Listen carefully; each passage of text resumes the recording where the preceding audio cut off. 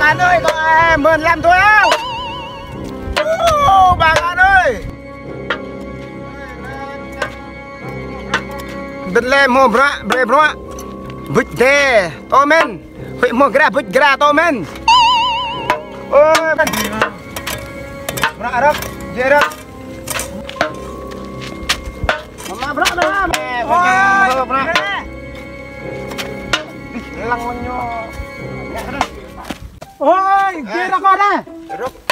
Rực đây rồi. Vịt đê ha. Ôi. Giờ nó có ha, có bre. Giờ nó có ha, cái có bre, halong bre. Bre ha. Bre.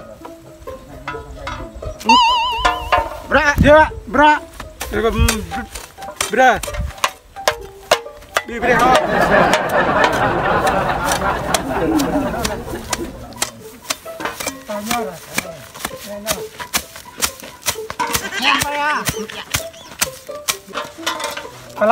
Pela. Ring pela. Pupui tereng krok nang. Ham. Mùi này. Cái bro có cái dê này cái.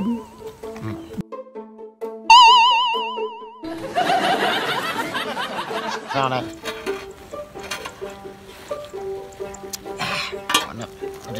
Ngon.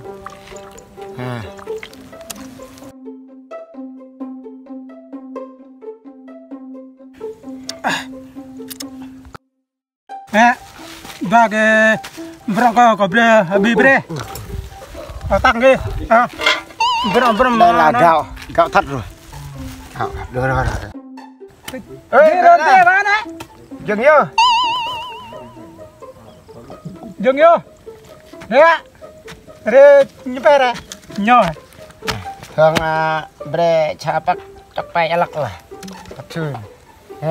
Ăn bộ thò tôi có bên Bộ này luôn. Ngọc bệt lên nâng Bắc là nâng ạ. Đấy ạ. Bre đừng có bre à. Habis bre à. Đấy ạ. Bre mà nó. Vậy à. Này nào. Phá cái. Bạn nè. Mà chẳng người tôi cái ăn. Cái đó nó quá. Bro là tiền nhá. Quá. Nè. Nghe cái luôn. Bro mà nó. Nó còn một rọt mà.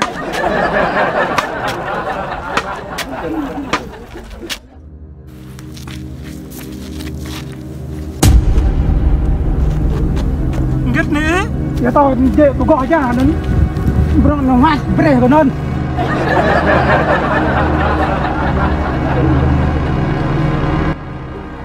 Để thạc cái này nên tôi ba non, cái tao nên dễ tôi gọi. Nghe cái thứ hơn.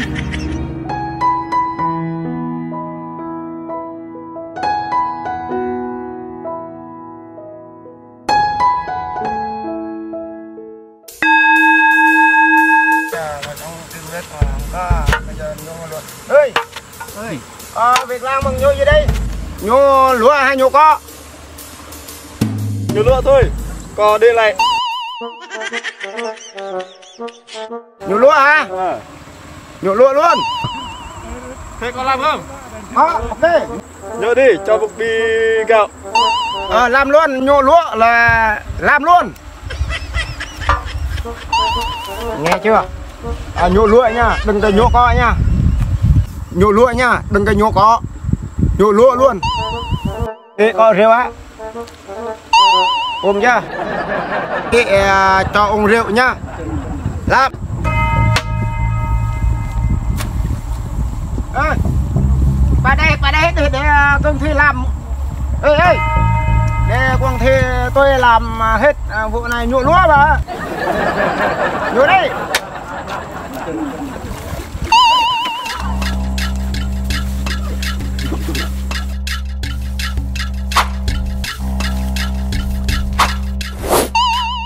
Áp sư nói là công ty làm một mình nhá. Công ty tôi làm một mình giỏi lắm. Mình nhổ lúa mà.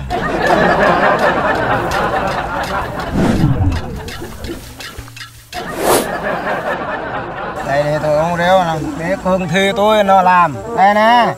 Nó nhổ lúa mà, đâu nhổ có đâu. làm giỏi lắm này, nhổ hết lúa đi. Đây nè, nhổ lúa mà đâu nhổ có đâu. Đây nhổ lúa giỏi lắm, nhổ hết lúa mà làm lúa nhổ lúa chứ đây này. Đúng là lúa rồi, đúng là lúa rồi. Nè, cho gạo nè. Gạo à, cả Pháp Sư đây. Đúng rồi, làm nhổ lúa phải cho gạo chứ. Đúng là lúa rồi, đúng là lúa rồi, lúa thật luôn này. Không phải là có, đúng là lúa thật rồi. Ê, qua đây. Thầy còn thuê nhổ lúa tôi đâu, nhổ hết lúa mà.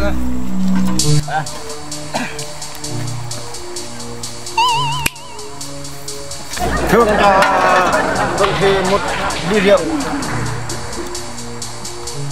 Làm tốt quá mà nhổ lúa mà đây. Đó, thầy ủng ngon chưa, rượu nhổ hết. Rồi nhổ lúa hết rồi.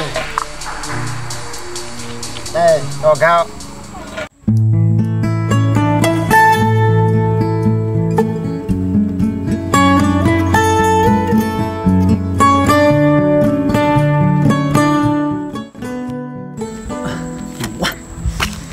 Vùng nông thôn này biết đi đâu kiếm vàng bây giờ. Đấy mà người kia đã.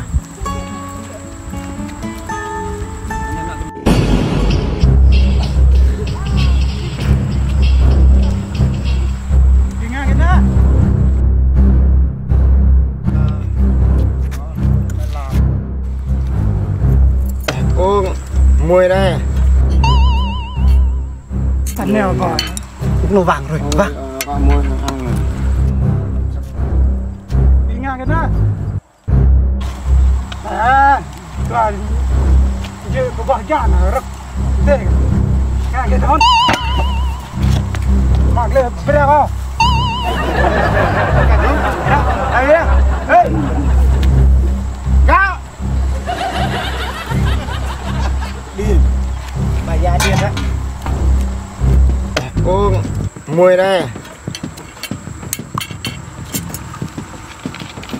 Thôi. Cho mua lại cái này nhá. Không bán. Mua bằng cái gì? Mua bằng cái gì? Mua tiền cái gì nữa? Tiền cái gì tiền? Không biết tiền.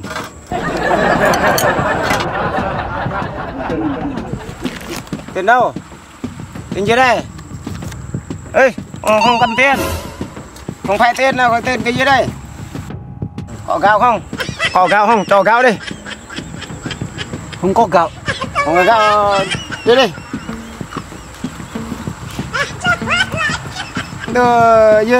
Tôi lung tung tiền đâu tiền. Cho gạo mà. Để làm nhổ lúa mà có gạo thôi. Nhổ lúa mà đâu nhổ cỏ đâu. Đúng không anh em? Thôi, đi về nhổ thôi. Mình đi làm mình nhổ lúa, vẫn người ta vẫn cho gạo. Thôi.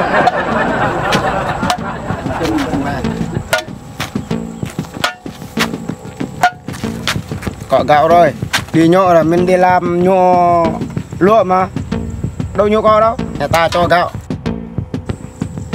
Thường cho công thư. Rồi. Đi về.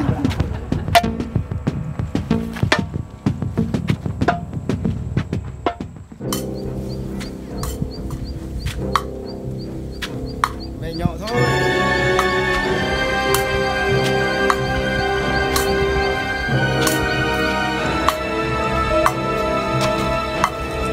Tại nhà thôi.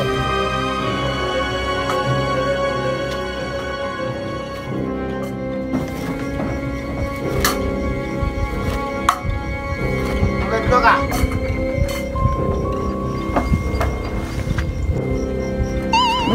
Lên đây.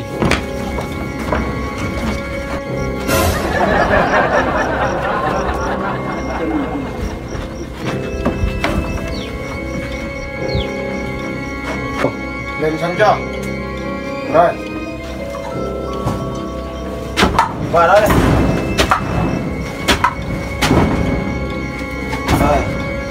Rồi, được, đừng chơi đó nha. Tao nhớ đây. gạo làm mua lúa này mùi gạo rượu chè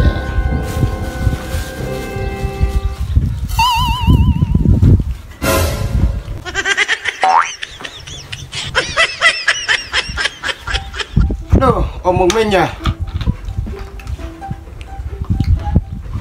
rượu ngon ông một mình buồn quá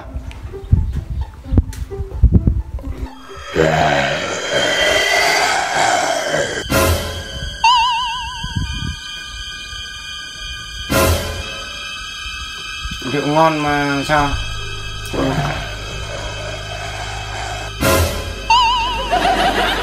cái gì vậy sao nó biệt nhiên qua đây nhỉ thôi qua uống đây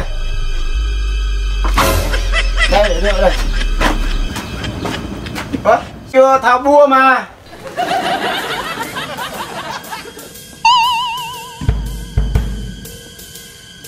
đây hả đây uống đi không uống nước à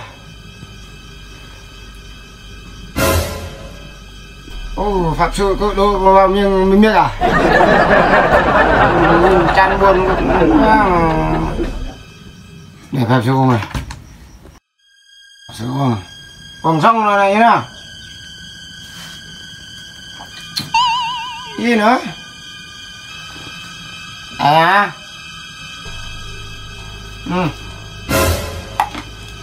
còn ăn bắp bắp luôn ăn ghê quá mẹ đi nhổ lụa mà ăn mùi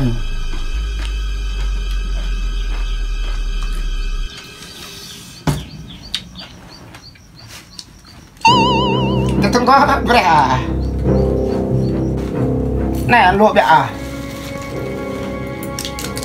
cho không nó ạ mình phải xe nó ạ học vì ngay tương là bèn hàng ghép rút xe lên gì hơn cháu thì cái nó bọc bột trong qua các đít lên nhô như thằng cá to ui à nhìn to ác à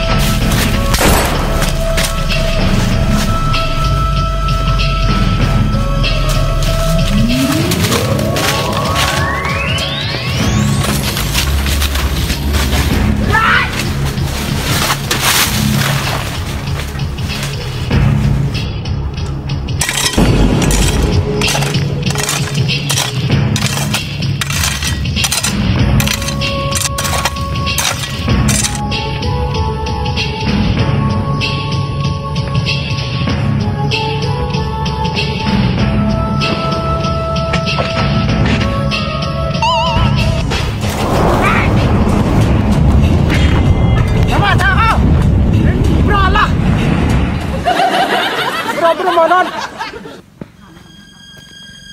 con có cắt hai con bôi rồi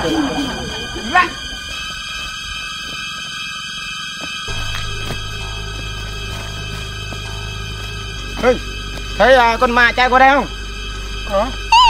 thấy con ma chạy qua đây không? Không có. Không thấy hả? Thấy. Thấy con ma chạy qua đây không? Có tôi có được có to nó có cắt nên Thằng này chứ có cắt ai hả?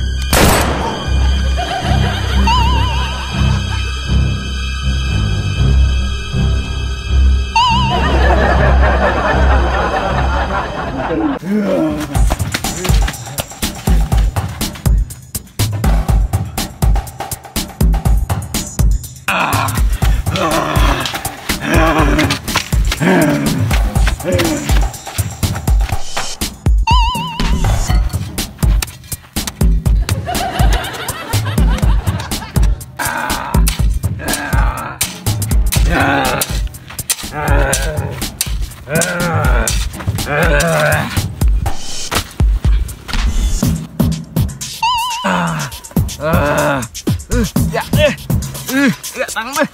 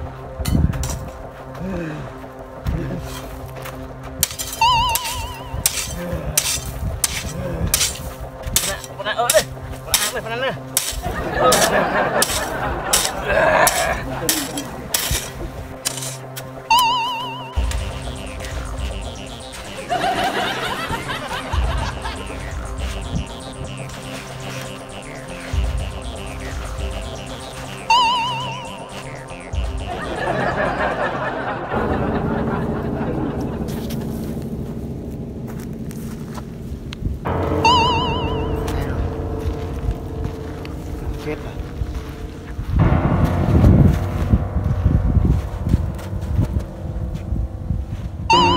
Đấy rồi, rụng tan rồi, sắp chết rồi.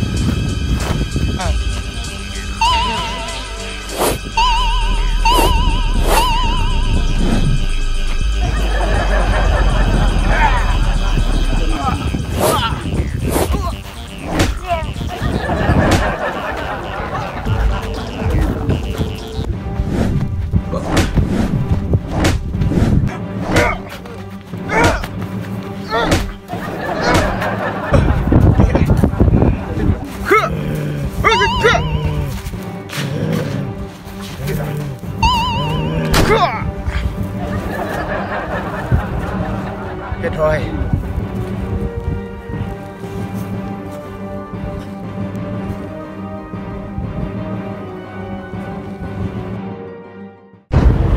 Rồi. Để bắt nhộ mà. Cho nó ở đây, cho phải năng ở đây luôn. Rồi, có bắt nhộ rồi.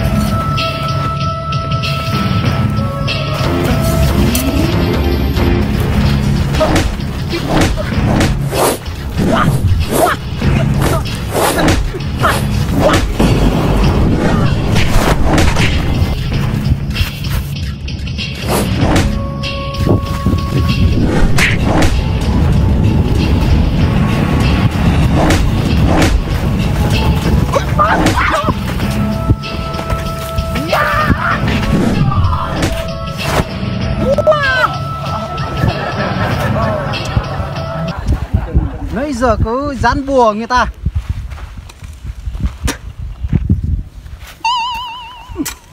Kết rồi. Vàng mà cứ nói là gì nhậu à. Vàng đây. Đi bán đây.